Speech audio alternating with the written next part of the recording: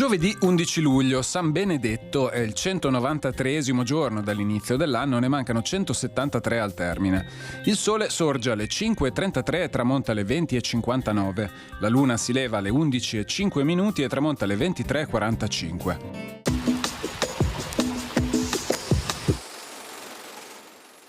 A Venezia, un brulotto, piccola imbarcazione carica di materiali infiammabili, provoca gravi danni alla fregata austriaca Venere. Il nemico si lamenta che i veneziani ricorrano a mezzi tanto vili.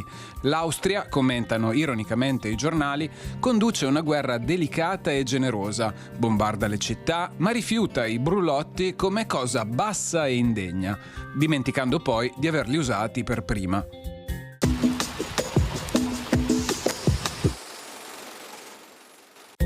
Le previsioni per domani. Tempo nel complesso variabile, con nubi più frequenti sulle zone montane e spazi di sereno più presenti in pianura, specie verso la costa.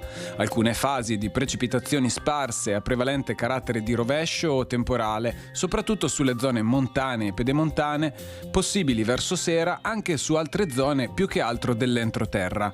Per le temperature minime sono attese contenute variazioni di carattere locale, temperature massime su pianura meridionale e costa senza notevoli variazioni, altrove in calo da lieve a moderato, andando verso le zone d'alta montagna.